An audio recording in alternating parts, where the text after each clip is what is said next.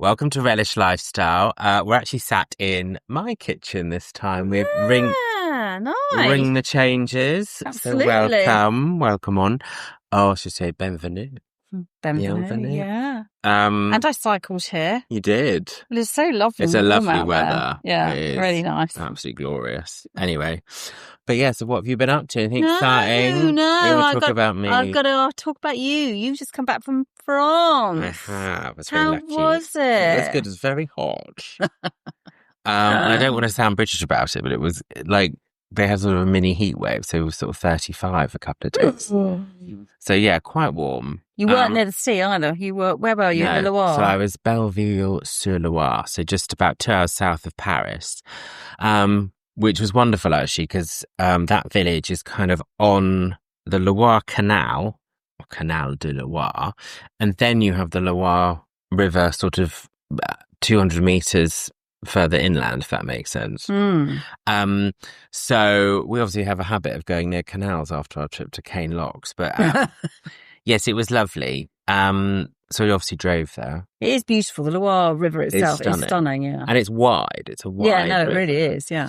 So, and there's little beaches and it's all very verdant. There's lots of birds and all that kind of stuff. So that was nice. But I drove, which is really nice because it means you can take certain accoutrements such as a Le Creuset, which I know sounds ironic, taking a Le Creuset to France where they're made, or some of them are made there still. I think some of them are now made in the Far East or China. But yeah, so it meant I could do a bit of cooking as well. So it was lovely. Yes, well, you did put up your little video. I did. And that was of your tart, though, wasn't it? Cherry tart. I did a cherry tart. So I went to a market in Cosny-Cours-sur-Loire. So before I went, I messaged the Airbnb lady or owner about markets and things to go and do and see. And she suggested this one. So I went there and it was a really lovely market, actually.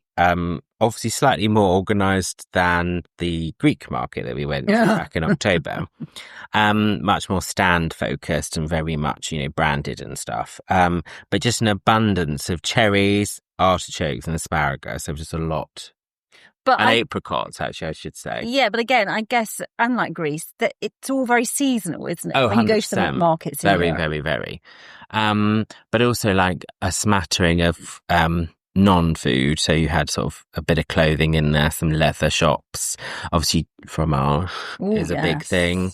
So yeah, it was abundant. But they do, what I thought was quite interesting is they do these sort of like rotisseries, well, obviously that's where the word comes from, rotisserie, but they do chickens and things you can buy that are cooked and hot and stuff like that. But in the market? In the market. Yeah, nice.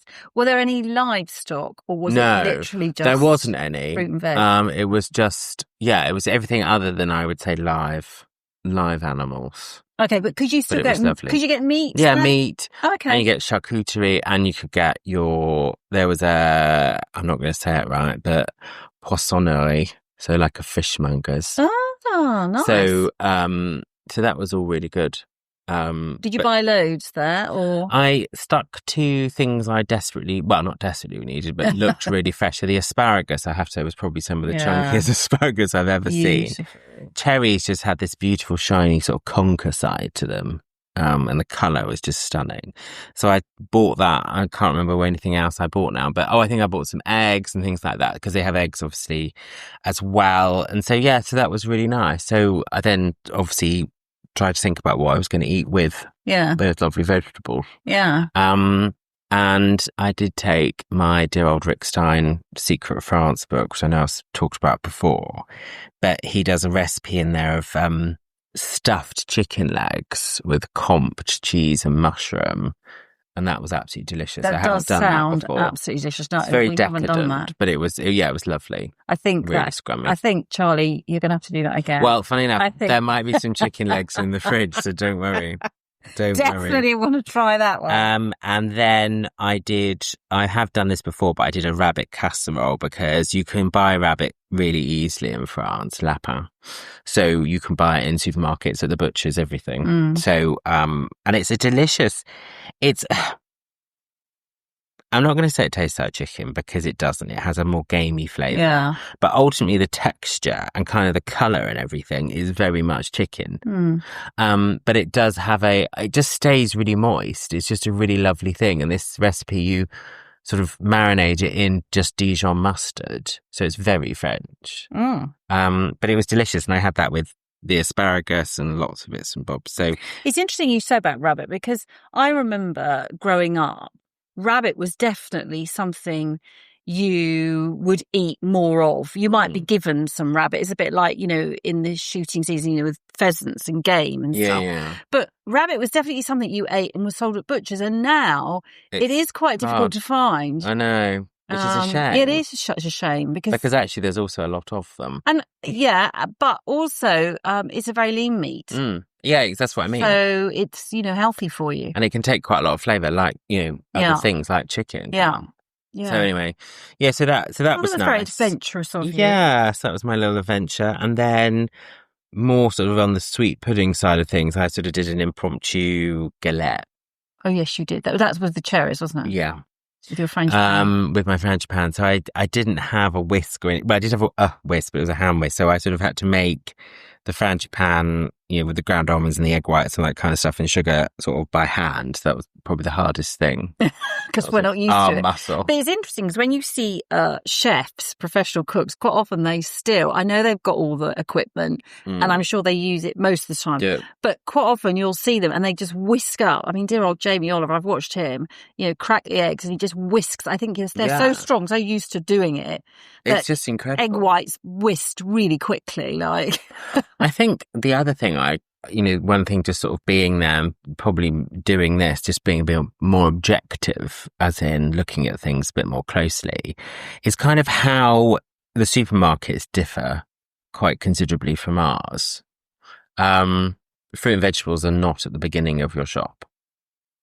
Whereas here, you walk in and it's fruit and vegetables. But also, weren't you saying, and this is true, because, when I've been out there, we always laugh, a few of us always laugh when we go away and we say, we can't wait to come back to eat something green because you don't really get vegetables. But equally, I think what my observation has been is because they do eat seasonally, that things like we say we might buy a broccoli head, right, or broccoli spears, and we can get those. I mean, I know they're not the cheapest, but we can get them all year round and when they are in season.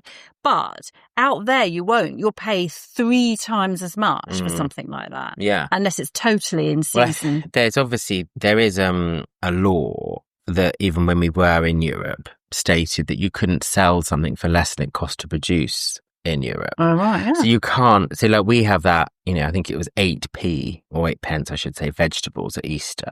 That's terrible. You couldn't do that in France legally. You wouldn't be allowed to do it. I just feel sorry for the farmers, for people who are growing it. So it's one of those things, it's a bit of a battle. But yeah, what's actually quite interesting, there is something that, a bit of a fact, but when Aldi and Lidl first came to Britain in sort of the early 90s, they were adamant they were going to lay out the supermarkets as they laid them out in other parts of the world. And experts said to them, no, you don't. The British will shop their fruit and vegetables first. That's how we shop. And they were like, no. Anyway, apparently they opened, I don't know, half a dozen and realised it was a mistake. It was a big mistake. They had to switch it all back around. Yeah. So obviously when you go, as we know, France and other European countries, you go and you sort of start with almost like homewares. Yeah, and the big ones. Yeah. I mean, I was going to a small one. So it's a normal size supermarket, so not a big hypermarket, just what I would call a normal size one we would have here. And the first thing you go into was almost like home and seasonal wine, cases of the wine that was seasonal. There was nothing no produce, no meat, nothing. And then you'd go further in. But the wine was almost before you then got to your fresh food. It was in Le Cave was almost in a corner. It wasn't in like how we would lay it out. No. I was just thinking though, Charlie, when we were in Greece, that was slightly different because we went to one and the fruit and veg was it was to one side, but it was near the entrance. Well, some of it. I was just thinking we went to a couple and I was just thinking they were there, but maybe that's just them and they just shop differently. But also when you think about those ones we were going to in Greece, also you had like patisserie stuff right at the beginning. Oh yeah. Or flour. Oh, quite often though, but even in France, you'll have your croissant croissant and your sweet stuff, when they've got it in piled those plastic. Up. Yeah, exactly. Yeah. That's what I mean. It's shopped very differently. Whereas traditionally, the bakery is kind of at the back and at the far end of the supermarket because they know people want to go and buy bread. So it gets people through a supermarket. Yeah, but it's kind of really weird as well because when I'm somewhere, and as you said, it's 35 degrees, the last thing if I walk in somewhere is I'm looking for something sweet and pastry. I know, but that's how they shop. I was also going to say, Charlie, you know, we were saying about the vegetables, you know, so the green, fresh stuff is quite often expensive. It will be quite often local, even in perhaps a chain supermarket in France. And it can look a bit like it's been there a week and it probably hasn't. You know, you'll get herbs like parsley or coriander just bunched. Yeah. And green beans, which, you know, I'm not being funny, but here we probably wouldn't buy them. But there they buy them because that's how they're used to it. And I was also going to say that I think the other thing is they eat a lot of legumes. Yeah. So they will eat things still. You'll see it jarred or tinned or dried, like your haricot beans, you know. No, the aisle for tinned food is big. Yeah. And it isn't baked beans and tinned tomatoes. tomatoes. No, it isn't. They've got like ratatouille, white asparagus, green beans, like you said, even potatoes. Yeah. But so it's very different to what we... Yeah, and I don't know. I think that's just their way of preserving it. And I guess I don't know if it's all to do with the heat.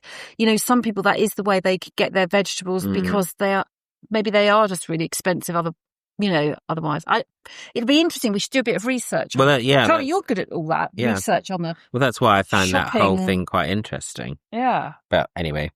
So the layout is quite different from that. So you have to get used to that when you go abroad. But yeah, so no, it was a really lovely trip. But I did buy, I say, obviously marketer's dream doing certain bits at the beginning of the store, but I did buy a savarin.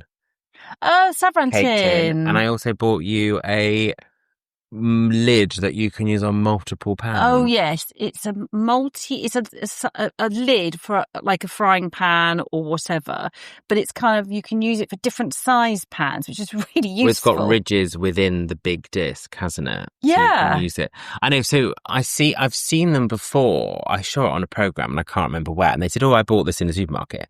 Anyway, randomly, I wasn't even in like the local supermarket. I'd gone out for the day, popped into this shop, and they just had them there. And they had the savarin molds. And I was like, oh, do you know what? Yeah. It is really good because I think things... And they're not expensive. Because I always think it doesn't matter how much space you've got. When you're trying to house or store pans... The lids as well are always annoying. It is the lids. Whereas now I've got a lid, one lid, which will actually be about 3 or 4 pans. Yeah. Like frying pans, sauté pans, all that sort of and I stuff. think we don't all have loads of cupboards to house hundreds and hundreds. Anyway, I just thought it was really cool. So I bought you that and the savarin mold, which I've already used because it was Father's Day at the weekend. So I made a yogurt pot cake. Oh, yogurt pot cake. Which was sort of inspired by Nigella, but it's actually inspired by Italy. So I've sort of gone around the globe. But yeah, you use the yogurt pot as your unit of measure. And everyone seems to have a different variation on a theme, so... Well, actually, while you were away, I sort of channeled a bit of France as well. Oh, did you? So I kind of did my riff, because I do every now and then like a coq au vin. Oh, yeah. No. And I just think it's kind of light, and it's flavoursome. And I don't know, there's a lot going on. I just like it, and there's not too many ingredients, but my riff was I had a few vegetables to use up. So if you're being a complete purist, it really has onion and garlic and lardons and chicken and lots of wine, as we know, and some butter. But I just had a few veg, so I literally just threw in a bit of carrot. I even had a little bit of swede. I don't mind it. Nice. So I suppose in a way it became a bit of a casserole. Yeah. But other than that, I used everything the same, which was great. But we've said that before, though. Sometimes that's how we cook. You get inspired by a recipe, exactly, or a country, or a market, or you see an abundance of cherries and you make a cherry galette, or you see some. I don't know, you saw some lovely chicken legs, you thought, I'll get those and I'll use them in it too. I think that's one of the things I think we always say about Relish lifestyle is the food that we do isn't necessarily prescriptive. It's about using what you've got or making the most of what you've got. We've done that before. We were on a walk. I think we talked about it on a podcast. And we kind of raided my fridge, raided yours, and we made whatever we had up from that. We didn't go out and buy more stuff. I know. I was also going to say, and this goes back to that whole, you talk about markets and seasonal and, not undercutting the farmers and stuff like that. But I really hate waste these days. Yeah. And, I'm obviously not cooking for the numbers that I used to cook for necessarily, but I really try and think about when I cook, what I want to cook, what's available, what looks good as well, when you look at the ingredients. But also, does that, if you've got some left over, because possibly if it's just me, can't eat it all, but will that make a lunch? Can I turn it into another supper? But, might make a few changes to it, that kind of thing. The French, I think, but I might have to double check this. I think it's called réchauffer. Or réchauffe, which means reuse, but it's basically, that's what they say. So they say, we're having refouche, which is basically they're using up stuff they've got in their fridge or they used last night, or like we would use chicken from the roast that we'd had on Sunday, but we'd use then the chicken in a fricassee, or use the I can't think, the carcass in a stock. Réchauffer, I think. I could be very wrong. I'll probably get lots of messages. Well, I was also going to say, because I wanted to share a tip, and I don't know how often you do this, but I wanted to share the tip about, so something like a coq au vin, or if you're particularly cooking with maybe stock, or and you've got to sort of reduce it a little bit, but then you quite often take the meat or whatever it is out, and you've then got to make a thicker sauce. You want a thicker sauce, basically. But you don't, you don't want to make a new one. No, be really careful. I mean, corn flour will just taste of corn flour. Also, that's right? Okay. But it's a classical, well, it is a recipe. Yeah, but it's two ingredients, and it's butter and it's flour. Okay, plain flour. Yes, it's a beurre manié, and it's literally you warm some butter, just warm it, just gently soften it, I should say, and then you put a couple of spoonfuls of flour until you've got a paste. Make paste. I think I've seen you do this. Do you know what? This is so brilliant, and I learned this many, many, many years ago, and it is a little tip, and I just wanted to share it again because you can keep that in your fridge, covered in a little ramekin. But if you just want to thicken the sauce and you want to do it quite quickly, and maybe it's got something in it that you don't want to keep reducing because it'll overcook everything, then what you do is you take little spoonfuls of this paste, butter and flour paste, and you just stir it and you watch it melt, and it will thicken until you've got to the consistency you want. But I think it's something a lot of people don't, you might think, I've got to have corn flour, how do I thicken also the other thing is you don't have that floury flavour. No, you don't. Because obviously, like a roux, you start the sauce with flour and butter. It's kind of the reverse of the roux. It is the basis of a roux. You're absolutely right. But what you've done is you've negated the need to then take ages to add the liquid. You're not adding the liquid to the roux. It's not like a risotto. You're making what obviously is this beurre manié first, and then you can just put little bits into your runny sauce. So anyway, that's a tip. Well, I was thinking we just touched on the waste thing. You don't like waste. So I again was recommended to go to this farm, and by my Airbnb owner, and they appeared on Farmer Wants a Wife or Needs a Wife in France, which I think is a program here as well. I think it's been a program already. Yeah, I don't know. I've never watched it. Anyway, that's how they met, but they have a farm. Anyway, it's predominantly rapeseed. Anyway, I thought you always surprise me with a tasting. So I have got some different oils here. They're all rapeseed oils, but some of them have got slightly different flavours in them. Right. But what I was really impressed with is I actually managed to meet the farmer and his wife. There are some photos and stuff, and they were an absolutely fabulous couple. But it was almost zero waste. I think it was completely zero waste. So they reuse the leftovers was used for animal feed. So, the flowers, everything, whatever was left, it was like a whole 360 degree. Yeah, because I see you've got some lovely bags of flour. And I love this. These bags of flour in brown paper bags. With the string at the top. Fantastic. So that one you've got in your hand there is buckwheat. Ooh, so it's got more of obviously the grain and the husk in it. Yeah. And they use that for sort of galettes, funnily enough. I didn't actually use that for my galette, but that's what they use it for, buckwheat galettes. Yes, buckwheat and galette. also I think you can make things like, is it blinis? Yeah. Blinis, yeah, yummy. an original Well, you get that blini. lovely kind of slightly nutty flavour. Yeah. And I think the other one there you've got there is what I would call traditionally a white wheat flour, which you can use for bread and pastries and that kind of thing. We'll have to make some bread out of that. Yeah. But what's quite interesting, I need to do a bit more of research on this, is France, and I don't know if it's just France, but I've actually got some normal plain flour that I brought back from cooking with. But they put this sort of T65, T55, and I think it's to do with the protein, but also maybe potentially the sort of fineness of the milling. Oh, right, yeah. cool. I mean, I could try and look it up now. I was trying up. Not to do that while we're on the actual podcast. No, look it up. Look it up now. That's really interesting. So, yeah. But anyway, do you want to sort of... shall I start tasting them? Right. So I'm going to taste... shall I just taste this one? Because this looks like the straightforward. And you say it's rapeseed oil? Yeah. Okay, I'm just going to taste this. So that's just that's a first press, cold pressed rapeseed. Oh. Nice. Yeah, they're surprisingly fruity. Yeah, no. I need to try it now. Hold on. Oh. I've forgotten. I have to say, I was very lucky. The farmer took me in, and I managed to try literally the whole range all my own, completely solo. That is really, what I was going to say is, it's quite light. I don't know. I went to taste it and I thought, it's going to be quite cloying. I know it seems, cloying. But it's nice, isn't it? Mouthfeel. Yeah. Really smooth. Yeah, very smooth. But I think it's because it's the first press and all that kind of stuff. It just adds. There is a little bit of, what is the word? I want to say nutty, but I don't really mean nutty. Slightly biscuity. But that's lovely, isn't it? Really nice.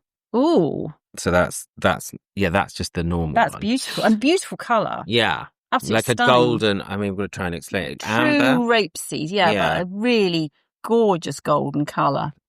And then I've got another one here that's got a slightly nutty flavour to it, which has got the Helichrysum from Italy in it. Oh, yeah, now that's different. Again, it's a cold press. Yeah.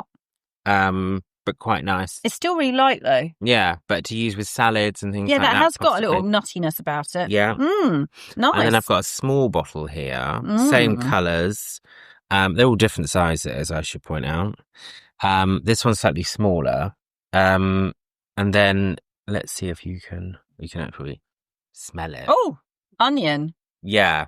It's shallot. A shallot. I'm trying a bit of that too. Oh, wow. Isn't it lovely?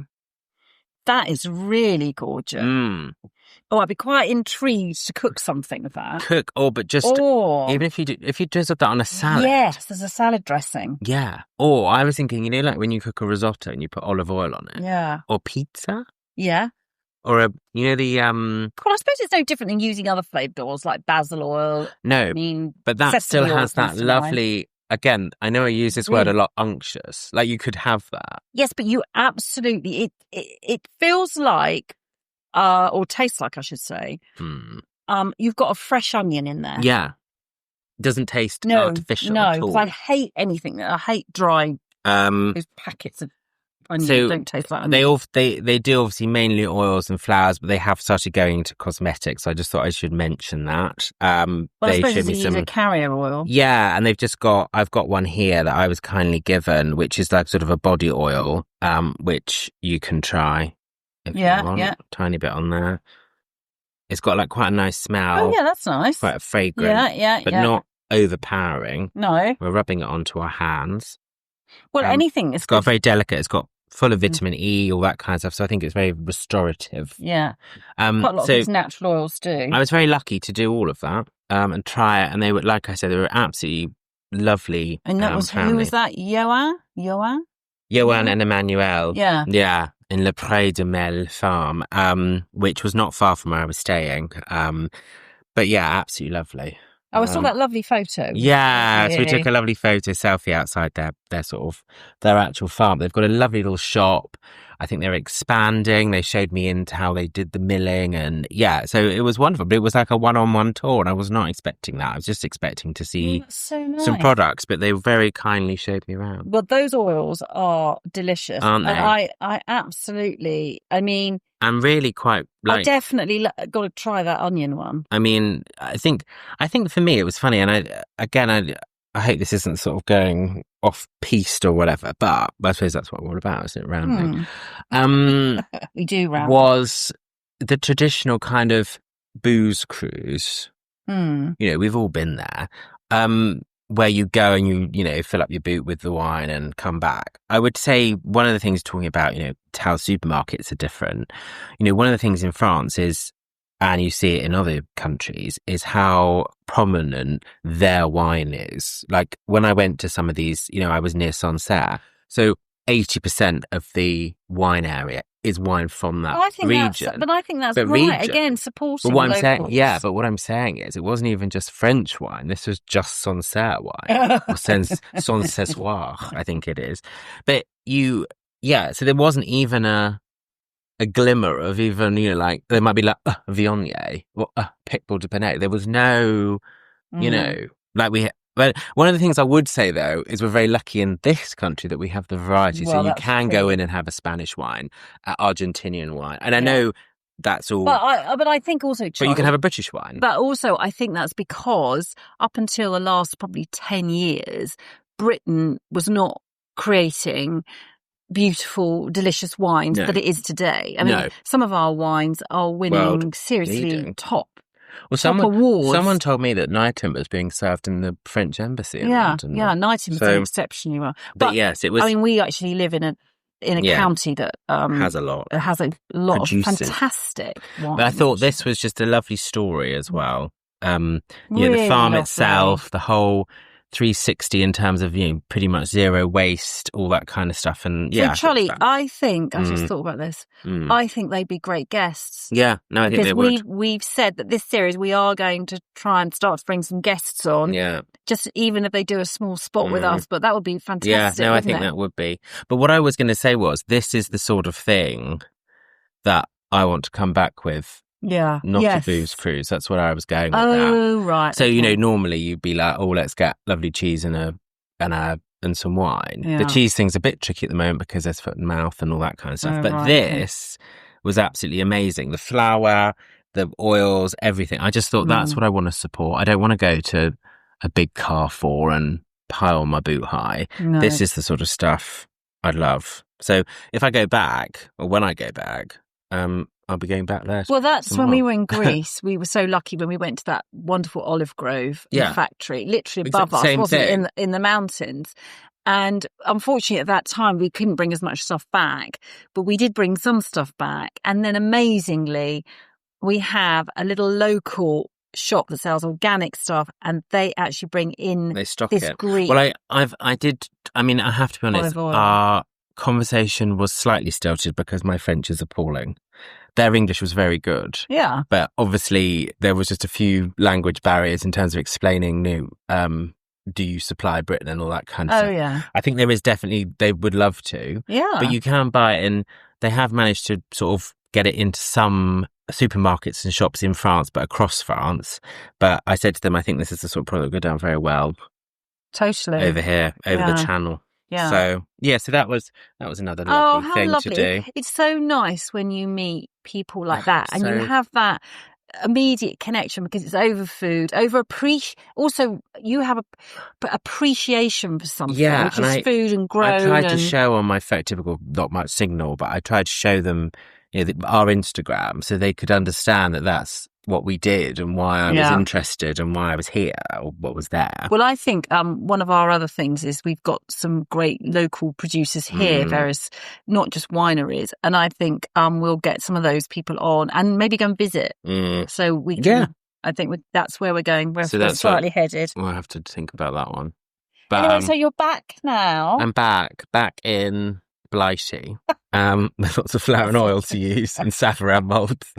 No, so it was a lovely trip, and I'm back, and we had a lovely Father's Day weekend, which was nice. Yeah, very nice.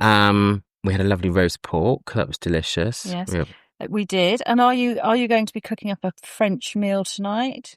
Possibly. I don't know.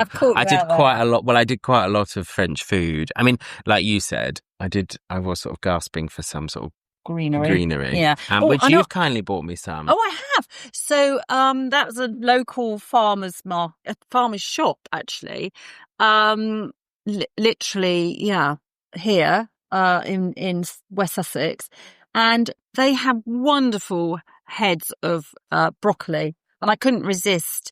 They would look so beautiful. And they were literally 50p each, which is extraordinary.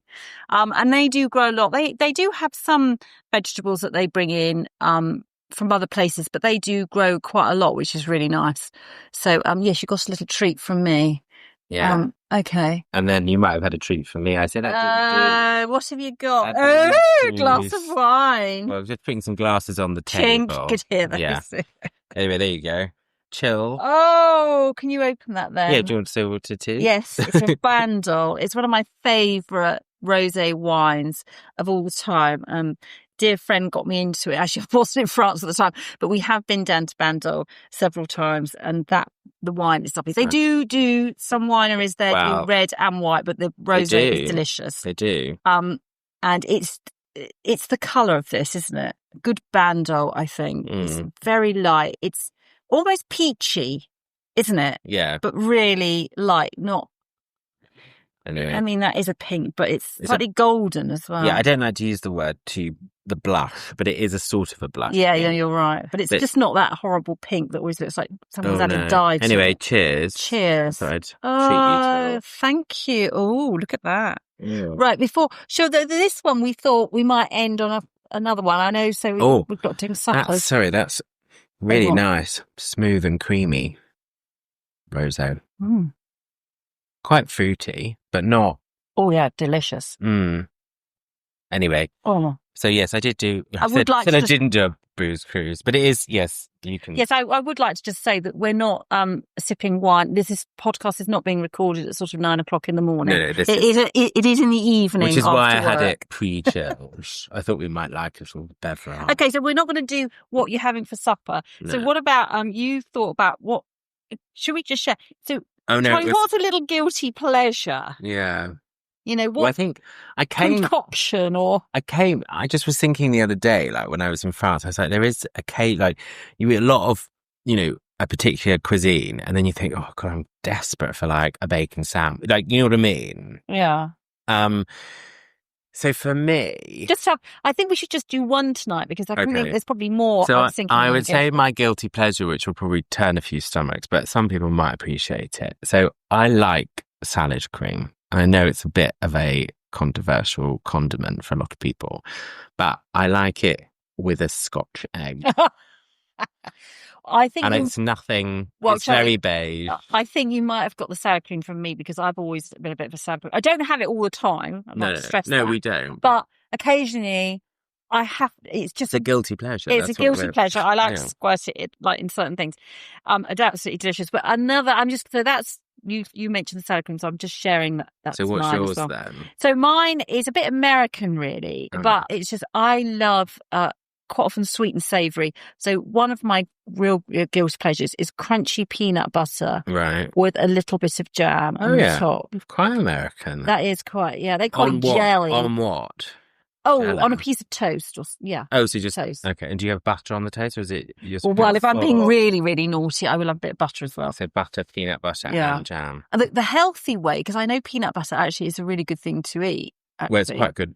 Well, it's got protein and oils. And so they now say, because obviously you've got to make sure you don't buy the ones with palm oil, but is to chop up an apple, quarter an apple, and put little bits of peanut butter on the apple. And that works as well, because again, I quite like that because you've got the salt, you've got the savoury and you've got the sweet. And actually, that's far less filling and far less calorific. So those are our So but I tonight, think those tonight, are guilty pleasures. yes, we're not going to eat those tonight. In fact, tonight, Charlie. And are we going to have a... Yeah, so just remind us, where can everyone hear? Oh, yeah, so we're on, we're at Relish Lifestyle on TikTok and Instagram.